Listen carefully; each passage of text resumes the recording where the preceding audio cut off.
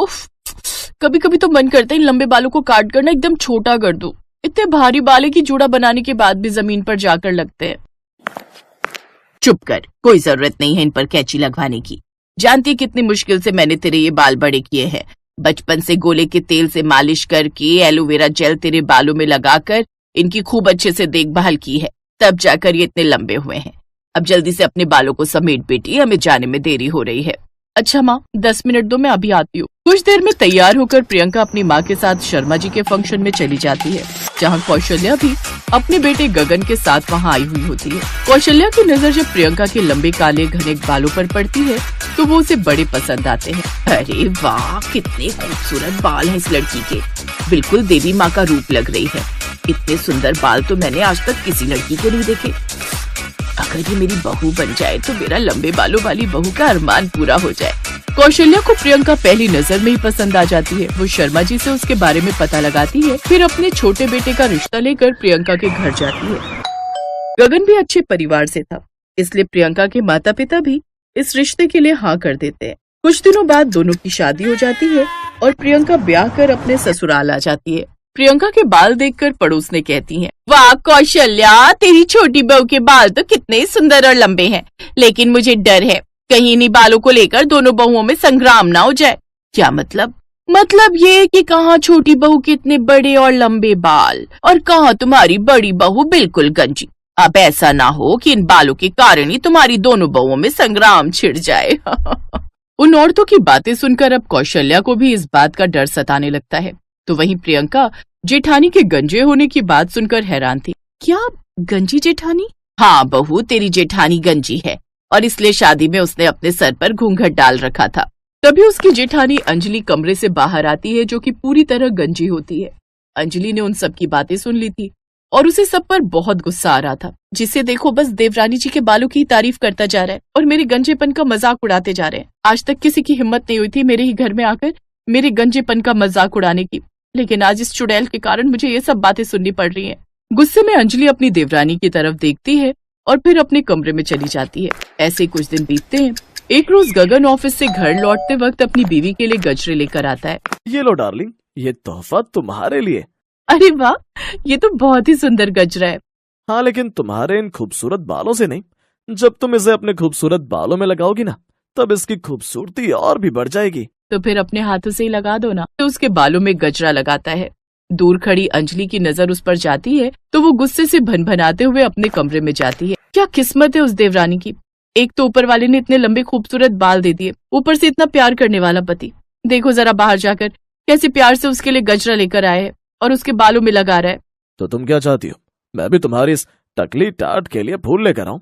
अरे जब वो इस खेत पर टिकेंगे नहीं तो क्या फायदा लगाने का, तुम बिना अच्छा मजाक कर लेती हो। मदन हंसते हुए वहाँ से चला जाता है। शादी के इतने सालों के बाद भी मदन ने कभी अपनी बीवी का मजाक नहीं उड़ाया था, लेकिन आज लंबे बालों वाली देवरानी के घर में आते ही अब तो वो भी उसका मजाक उड़ाने लगता है, जिस कारण अब अंजलि और भी अपनी देवरानी से खिंची खिंची रहने लगी। कुछ ही दिनों में दोनों में मनमुटाव भी होने लगे, जिस कारण कौशल्या ने समय रहते दोनों बहुओं का बंटवारा कर दिया। अब देवरानी घर के ऊपरी हिस्से में और गंजी जेठानी घर के निचले हिस्से में रहने लगी।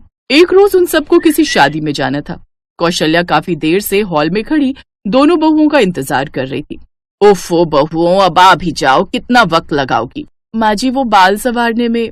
हाँ हाँ रहने दे बहू, जानती हूँ तुझे तो वक्त लग ही गया होगा, लेकिन इस मुई गंजी को क्यों इतनी देर लग गई? इस टकले को चमकाने में क्यों देर हो गई तुझे तो बल्कि जल्दी से तैयार होकर अपनी देवरानी की मदद करनी चाहिए थी। अब चलो भी, बारात आ जाएगी। कुछ देर बाद वो सब शादी में पहुँचे तो सबकी नजर देवरानी के खूबसूरत बालों पर जाती तो उसकी तारीफ करते नहीं थकते। वाओ प्रियंका भाभी, आप तो वैसे ही कितने खूबसूरत हो, ऊपर से ये खूबसूरत बाल आपकी खूबसूरती में 4 चांद लगा रहे। बताओ ना आप अपने बालों में क्या लगाते हो? अच्छा आओ, मुझे आपके साथ सेल्फी लेकर सोशल मीडिया पर अपलोड करनी है। पूरी शादी में सबका ध्यान सिर्फ प्रियंका के बालों पर था, सब उसे ही घेर कर खड़े थे। अंजलि भले ही जेठानी थी, लेकिन फिर भी उसे वो इज्जत नहीं मिल रही थी जो उसकी देवरानी को मिल रही थी। अब प्रियंका के लिए उसके मन में नफरत और भी बढ़ गई। उस रात घर आकर वो भी चैन की नींद नहीं सो पाई। बड़ा घमंड है ना इस देवरानी को अपने इन लंबे बालों पर। अब इसे ऐसा मजा चखाऊंगी कि ये भी याद रखेगी। अगले दिन वो ऊपर अपनी देवरानी के कमरे में जाती है और उसके बिस्तर पर च्युइंगम चिपका देती है कुछ देर बाद जब देवरानी रसोई में काम करके अपने कमरे में कमर सीधी करने के लिए लेटती है तो उसके बालों में च्युइंगम चिपक गई। आ, आ, अरे ये क्या, मेरे बाल ये चिपक कैसे गए? माँ जी। कुछ देर बाद वो दोनों वहां आती हैं। माँ जी देखिए ना, मेरे बालों में च्युइंगम चिपक गई। ओह नो, लगता है अब तो आपके बालों को कटवाना पड़ेगा देवरानी जी, मैं अभी कैंची लाती हूँ। नहीं, उसकी कोई जरूरत नहीं है, तू 2 मिनट रुक बहू, मैं अभी आई।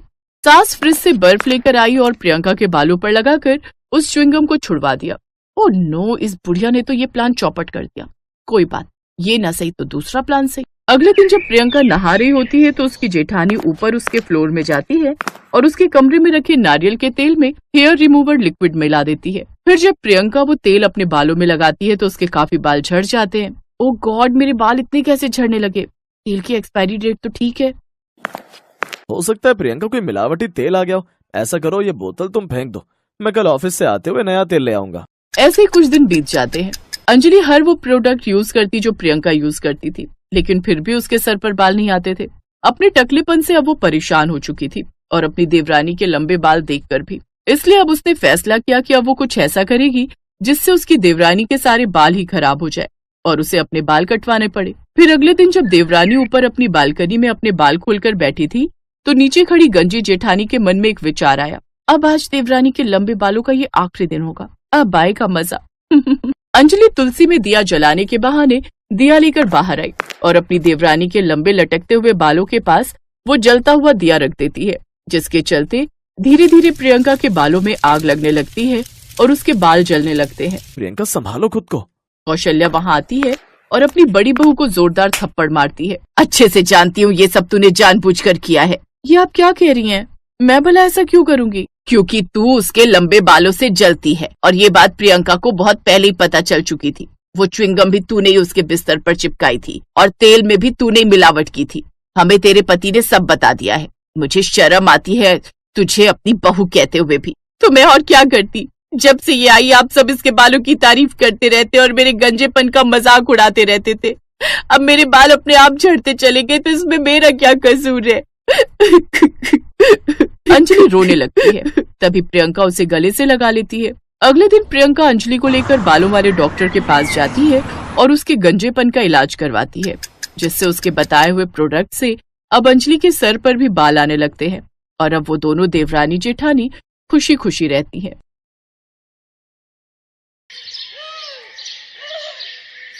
मैंने कहा था ना मेरे मायके वालों के लिए बढ़िया नाश्ता लेकर आना।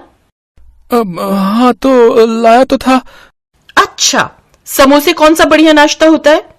तो और क्या लाता? क्यों, जरा सा और आगे जाने में तुम्हारे पैरों में दर्द हो गया था क्या? बढ़िया पेस्ट्री ला सकते थे, ब्रेड पकौड़े, नमकीन, गुजिया, कितना कुछ ला सकते थे, लेकिन लाए क्या? वही सड़े भूसे समोसे।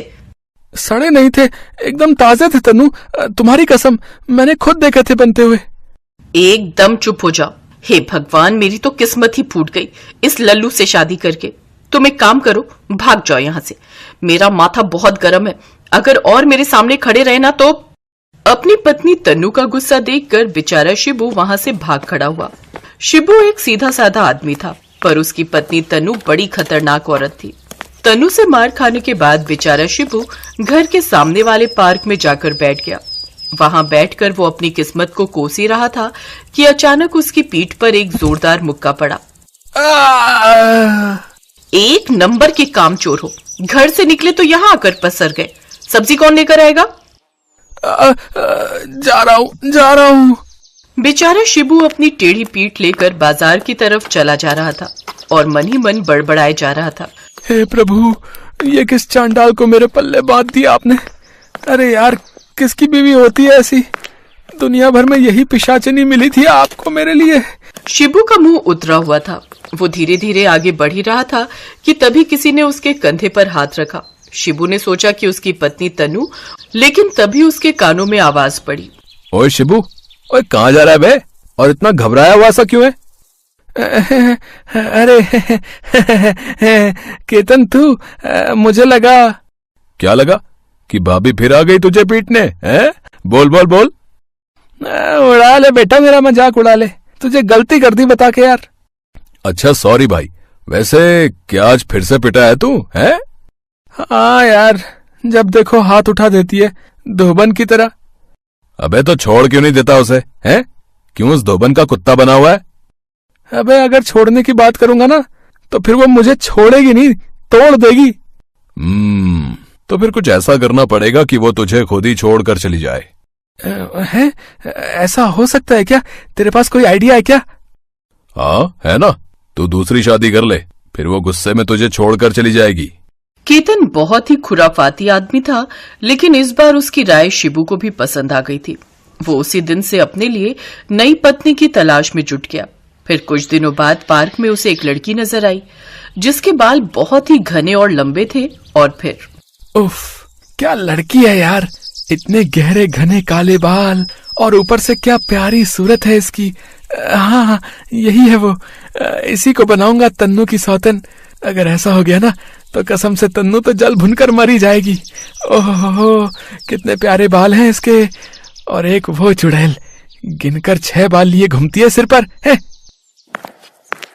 शिबू ने उस लड़की से हाय हेलो की और फिर उसके बालों की तारीफ करना शुरू कर दिया।